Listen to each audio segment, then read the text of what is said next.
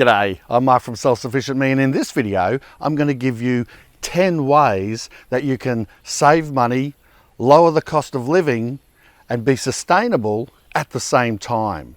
Let's get into it.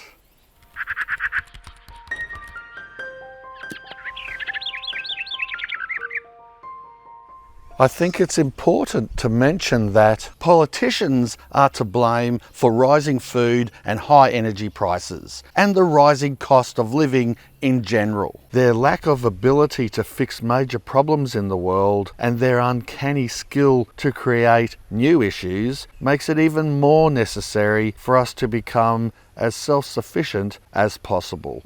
Number one, upcycle or repurpose things. When I need to build something or I've got a DIY job to do, I always try to find ways to reuse or recycle materials because it's responsible to get as much out of something as possible. It saves money not purchasing new stuff, saves energy and the environment not disposing of it, and can be fun and artistic. No matter how it looks, if it does the job, I don't care.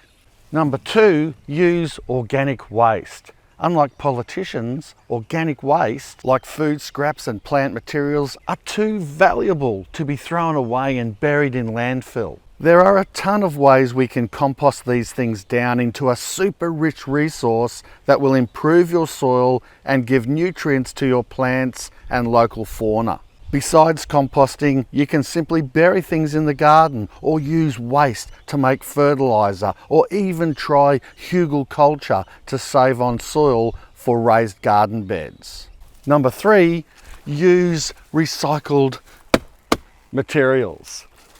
Often products made from recycled materials are cheaper to buy than those made from virgin goods. In my opinion, governments don't help or promote these types of companies enough, including collecting and sorting recyclable waste. But with our support, hopefully they can continue to grow, turning plastics and other planet-polluting rubbish into useful and affordable products. Number four, grow as much food as you can, from acreage to inner city apartment. If you've got a square foot of area that gets at least 6 hours of sunlight per day, I encourage you to use it to grow food because it saves money, full stop.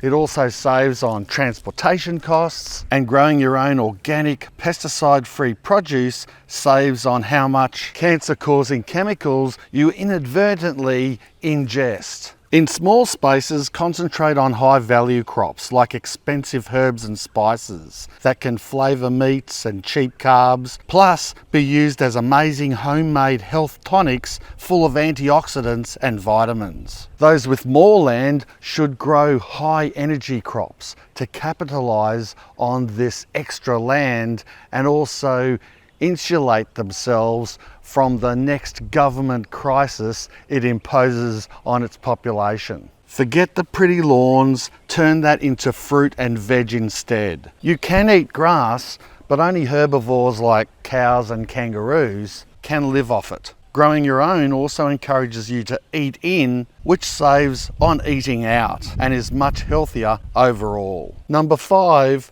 use quality products. If you're going to buy new, at least get equipment and materials that are built to last. This might cost more initially, but it will save money, use less energy, and save you time in the long term. Number six, capture water and recycle water. Since governments don't understand that rising populations need more water resources, like dams, for example, usable water is becoming scarcer than intelligent, useful, hardworking for the people bureaucrats.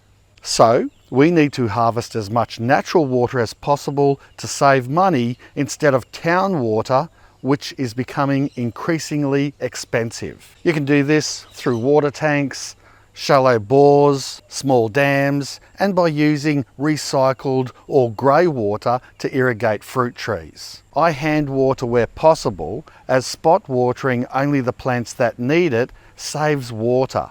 And of course, mulch, mulch, mulch to conserve water by preventing runoff and evaporation.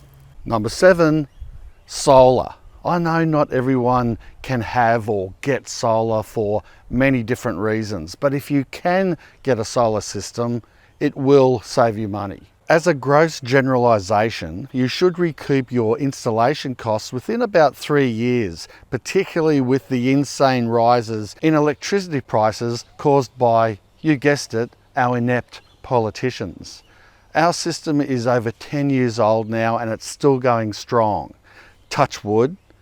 It saves about 1/3 of our power bills per annum. So if you live in a solar friendly area and you can afford it or get subsidies from the government, definitely go for it. Number 8, keep chickens. Have you seen the price of eggs? That used to be a running joke. What's that got to do with the price of eggs? Except nowadays, everything. You know why the price of smashed avocado on toast in Canberra is so expensive? Eggs. Most backyard hens lay for at least 7 years, so you're going to get dozens and dozens of eggs out of one $20 bird. They reuse your kitchen waste, which saves money on chicken feed. They can even make compost or work in the garden to clear areas and eat pests. Free labour. Cock-a-doodle-doo! Speaking of eggs, number 9 is learn how to preserve food. Whether it's growing your own food in your own backyard or finding some great bargains at the markets, preserving a glut of produce will save you a ton of cash. Freezing, salting, dehydrating, freeze drying, fermenting, making jams and sauces, pressure canning and water bathing are some of the main ways to preserve food. These methods not only save money, but they can enhance the flavour of the food and make ordinary food into sensational gastronomic delights. And number 10, buy goods from the markets or swap meetups. Let's say you can't grow your own or make your own. Well, instead of buying from the supermarkets or big retail outlets, you can often save a ton of money buying products from local markets, swap meets, or even online marketplaces. Ordinary people selling excellent goods they've grown or made themselves at reasonable prices. So by incorporating these sustainable practices in your daily life, you'll not only help to save the planet, but you'll also be able to produce a better budget over time. Little by little, your expenses will reduce and you'll also have a more sustainable, environmentally friendly way of lifestyle. Well, I hope you enjoyed this video. If you did, make sure you give it a big, I can't stand politicians either, thumbs up and share the video around. Make sure you subscribe if you haven't already. Thanks a lot for watching. Bye for now. Cheers.